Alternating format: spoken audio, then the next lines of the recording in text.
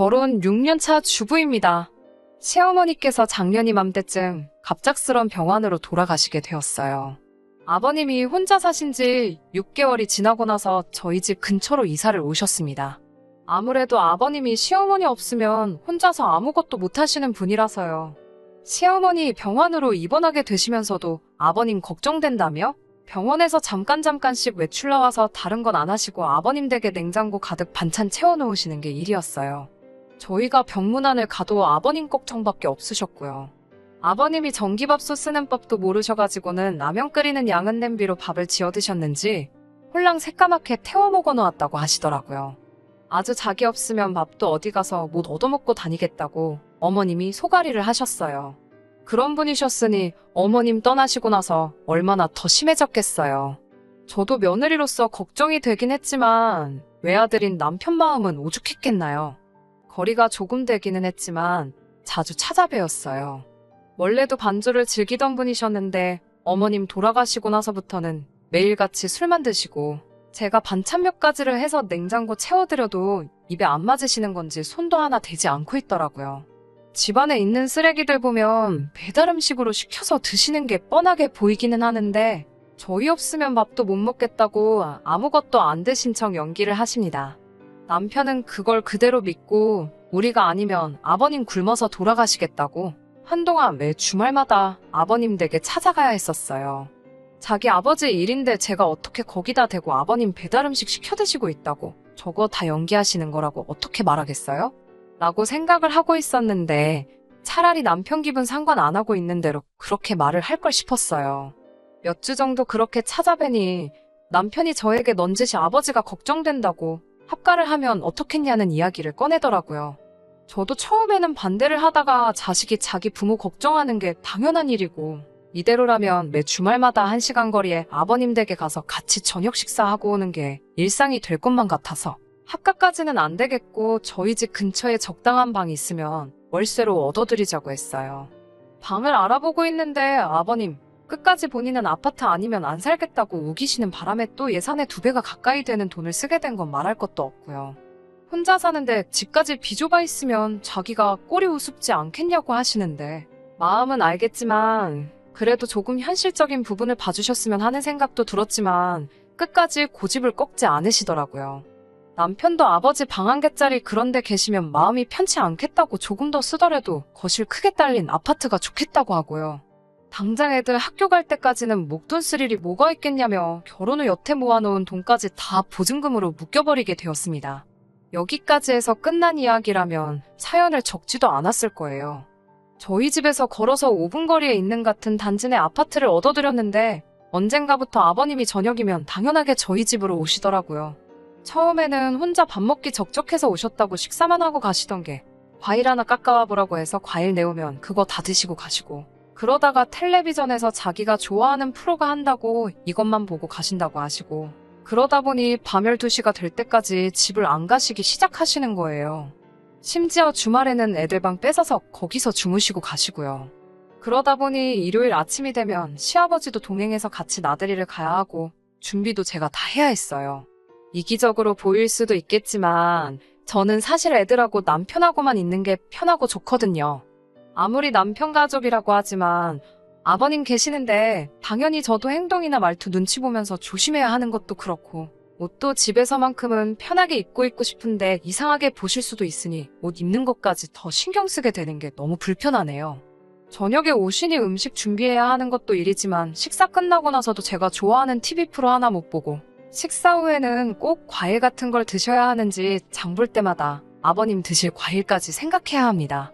입도 짧으신 편이라 어제 내왔던 과일은 오늘은 안 드세요. 과일만 그러는 게 아니라 반찬까지 그러시니 아주 미칠 노릇입니다. 아버님 가까이 오시고부터는 남편하고 둘만의 시간도 없고 애들 잠들면 가끔씩 치킨이나 족발 같은 야식 시켜서 맥주 한잔 하는 것도 삶의 낙 같은 것 중에 하나였는데 말이에요. 저녁도 대충 있는 걸로 때우고 널브러져 있고 싶은 날도 있기 마련인데 그럴 수도 없고 저녁도 외식이나 배달 음식으로 때우고 싶을 때도 많은데 아버님이 배달 음식은 일절 못 시키게 하세요. 제가 반찬 해다 드렸을 땐 손도 안 대시고 배달 음식으로만 드시더니 이제는 밥 차려주는 사람이 생겨서 그런가 배달 음식을 안 드시려 하는 건가 하는 생각도 드네요. 매일 새로운 반찬 하면서 저녁 밥상 차리는 게 아주 일이고 어머님 돌아가시고 한동안 다니시던 일 안 나가시다가 최근에 새로운 일 구하셔서 가끔씩 나가시기는 하는데 일 없는 날이면 낮부터 와서 점심 좀 차려달라고 하실 때도 있습니다. 저보고 국수 좀 한 그릇 말아달라고 하시길래 국수도 내드렸는데 마침 국물용 멸치가 다 떨어져서 다시마랑 디포리 가지고만 끓여드렸거든요. 그랬더니 국물 맛이 어쩌고 하시면서 불평불만에 잔소리까지 하시고 멸치가 없어서 그랬다고 하니 없으면 사오면 되는 거 아니냐고 화를 내시면서 며느리가 시아버지한테 말대꾸한다고 소리를 지르시더라고요. 적다 보니 너무 불평불만밖에 없어서 그냥 제가 못된 사람인가 싶네요. 다른 며느리분들은 다 아무렇지 않게 모시고 사는 건지 아버님 말 맞다는 남들은 당연하게 하는 걸 제가 너무 싫어만 하는 게 아닌가 싶더라고요. 어디 하소연할 곳도 없고 해서 이렇게 갑갑한 마음 사연으로나 한번 적어봤습니다. 저 같은 고민 가지고 계신 분들 어디 또 없나요? 심심한 위로라도 한번 받아봤으면 좋겠네요. 안녕하세요. 몇 달 전에 시어머니 돌아가시고 혼자 되신 시아버지 때문에 반합가나 다름없이 산다고 신세한탄하던 쓰니입니다. 오랜만에 다시 사연 적습니다. 댓글에도 애타게 후기 찾아주시던 분들이 계셔서 최근 상황이나마 한번 이렇게 보내봅니다. 사연 적고 나서 얼마 동안 별로 다른 일이 있거나 하지는 않았어요. 댓글 중에 이혼하라는 댓글도 많이 봤는데 저도 이혼 당연히 생각 안 해본 적 없지만 이제 3살, 5살 된 아이들 두고 제가 일을 나간다는 게 상상도 되지 않고 사실 결혼 전에도 제가 무슨 일을 했어서 경력이 있던 것도 아니고 해서 그래서 쉽게 결정을 내리지 못했나 봐요. 남편한테 말해보라는 댓글도 많았는데 설마 제가 그동안 남편에게 말 한마디 안 해봤을까 봐요.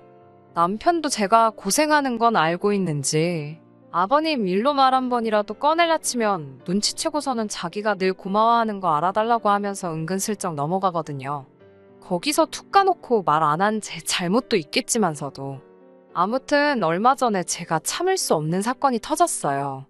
아무 일도 없었다면 후기 보낼 필요도 없었겠죠?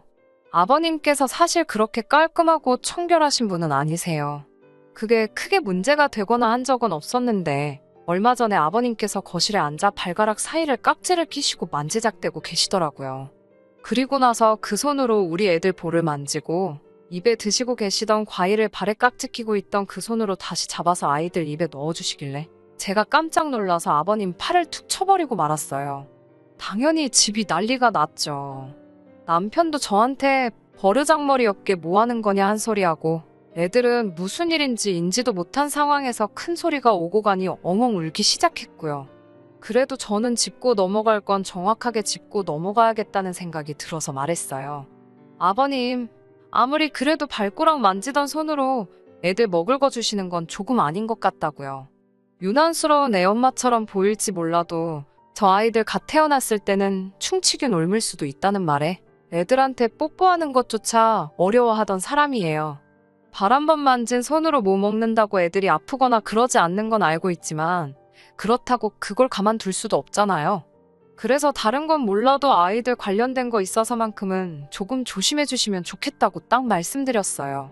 아버님 기분 나쁘셨을 것도 이해가 되지만 베란다로 나가시더니 거기서 담배에 불까지 붙이시더라고요. 처음으로 아버님한테 저한테 왜 그러시냐고 소리를 질렀어요. 아버님은 기분 나쁜 거 숨기지 못하시고 집으로 돌아가셨고요. 남편은 저한테 뭐라 한 소리를 시작하네요. 같이 사는 것도 아닌데 참 너무한 거 아니냐라고 말도 안 되는 소리를 하더라고요. 매일같이 오며 가며 하시는데 이게 같이 사는 게 아니면 뭐냐고. 잠만 딴 데 가서 주무시면 따로 사는 게 되는 거냐고 저도 소리를 질렀지요. 제가 뭐 오지 마시라고 눈치 드린 것도 아니고 이렇게는 못 살겠다고 들어놓은 적이 있는 것도 아닌데 오히려 급박한 상황에서 제가 행동거지 실수 한번 한 거 가지고 두 사람이 마치 제가 못된 며느리인 것처럼 말하니 어이가 없더라고요. 불만 가득했던 건 사실이지만 그동안 제 나름대로 속으로 눌러가며 참아왔는데 말이에요. 그냥 아버님이 잘못하신 것 인정하고 남편이 제 심정 조금이나마 헤아려주고 자기가 아버님 기분 나쁘지 않게 잘 설명해서 중재하겠다. 뭐 이 정도만 이야기하면 좀 좋았을까요? 그런데 뭐 자기는 천하의 효자이고 저는 아주 못된 며느리로 만들고 싶은 건지 아주 저를 죽어라고 물으려 달려들더라고요. 친정아버지가 같은 상황이면 너가 이랬겠냐고요. 입장 바꿔 생각해볼 생각은 안 하고 싫은 생각만 하니 자기 아버지가 행동 하나 저한테 거슬리게 했다고 그렇게 소리를 질렀다는 말도 안 되는 소리를 하는 겁니다.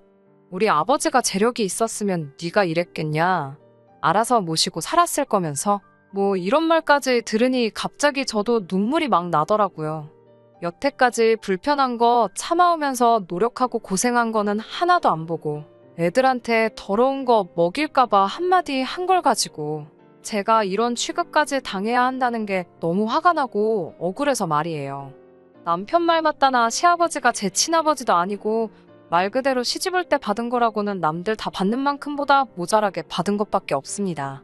그나마 이제 좀 자리 좀 잡고 살만해지니 저금이라고 모은 거 보증금으로 들어가고 우리 생활비에서 쪼개서 그 비싼 월세 내드리고 있는 건데 제가 뭘 모자라게 했다는 건지 계속 바라고만 계시고요. 더 말하고 싶지도 않아서 방으로 들어갔습니다. 남편이 출근한 다음 날에 저는 몰래 짐을 쌌어요. 어제 그렇게 화를 내고 가셨으면서도 아버님은 약속이라도 한 듯 남편 퇴근 시간 맞춰서 저녁밥 달라고 집으로 오시더라고요. 아버님하고 남편 있는 그 자리에서 싸놓은 짐가방 꺼내놓으면서 저는 이만 이 집에서 나가겠다고 말을 꺼냈습니다. 남편이 전날 저에게 했던 이야기 그대로 아버님께 설명드리고 저는 그래도 최선을 다해서 한다고 했는데 아버님이 저희 집 아버지도 아니고 저도 이 집 딸자식이 아니니 제가 충분한 효도라고 생각했던 게 아버님께는 모자랄 수도 있었겠다고요. 그래서 이렇게 집을 나갈 테니 아버님 자식에게 효도받으며 맘 편히 계시라고 말씀드렸습니다. 아버님 댁 월세는 저희가 내고 있고 보증금도 저희 돈으로 한 거나 마찬가지니 그 집이 제 집이다 생각하고 저는 거기서 지내겠다고 했어요.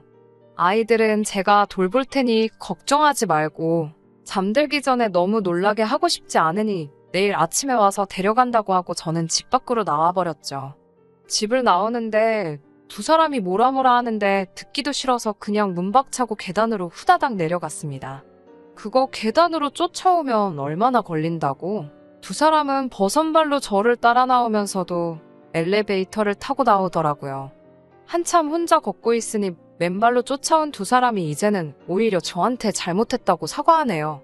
남편은 자기가 말이 너무 심했다고 사과하고 아버님은 자기가 좀 더 조심하면 되는데 일터에서 안 좋은 일이 있으셔서 더 과민 반응했다며 자초지종을 그제서야 설명을 해주시더라고요. 여태 고생한 거 이제 와서 인정받고 싶은 마음도 없고 어차피 돌아가봐야 매일 같은 일상이 돌아올 테니 그 자리에서 이젠 솔직하게 못하겠다고 말했습니다. 남편만큼은 아니겠지만 아버님 걱정하는 마음 똑같고 저도 최선을 다해 잘하고 싶지만 이제는 할 만큼 한 것 같다고 매일같이 이렇게 더 했다가는 마음에서 우러나와 해오던 효도였는데 더 이상 그렇게 해드리지 못할 것 같은 기분이 든다고 솔직하게 말씀드렸어요. 이렇게 집을 나가는 게 저도 홧김에 그러는 게 아니라 이 방법 말고는 더 좋은 방법이 없는 것 같다고 말하면서요. 아버님이 자기도 노력해보겠다고 하셨고 남편도 제가 하는 일 가지고 더 이상 고생시키지 않겠다고 약속을 하고 또 했습니다. 그 후로 저희 진심이 충분히 전해졌는지 지금은 별일 없이 잘 지내고 있습니다. 아버님이 아예 안 오시지는 않지만 오기 전에 항상 저에게 가도 되냐고 허락을 물으세요. 매일같이 하시는 것도 아니고 일주일에 한 번 정도만요. 평소와 똑같이 냉장고에 반찬도 채워드리고 있고 아버님께 전기밥솥으로 밥하는 법도 가르쳐드렸습니다. 월세를 저희가 내는 만큼 되도록 배달 음식은 드시지 말라고 저도 말씀드렸는데 얼마 전에 저한테 1,000만 원짜리 통장 하나를 건네주시더라고요. 여태 집세 내준 거에 반찬값 해서 좀 더 담았다고 하시면서요. 아직 모자라지만 남편 모르게 저 필요한데 쓰라고 하시네요. 결과적으로는 잘 풀린 것 같지만 그동안 제가 받아온 마음고생은 진짜였어요. 이런 물질적인 걸 받자고 한 행동도 아니었지만 오히려 이렇게 조금 거리를 두고 나니 그제서야 서로가 서로의 진심을 알게 되는 계기가 된 것 아닌가 싶습니다. 아예 후련하게 떠나버렸어야 했을까요? 저도 모르겠네요. 하지만 제가 애초에 원했던 이런 관계라면 저는 조금 더 시간을 가져도 괜찮다는 생각이 들어요. 후기 기다려주셨던 분들, 제 사연에 댓글 남겨주신 분들께도 전부 감사드립니다. 여태보다 더 안 좋은 일이 생기기 전까지는 제가 또 사연 보낼 일은 없을 것 같아요. 그런 일이 없는 게 더 좋은 일이겠죠? 아무튼 제 이야기는 여기서 마치도록 하겠습니다. 끝까지 들어주셔서 감사합니다. 오늘의 사연은 여기까지입니다. 구독과 좋아요, 알람 설정 부탁드리고 더 좋은 사연으로 다시 찾아뵙겠습니다. 감사합니다.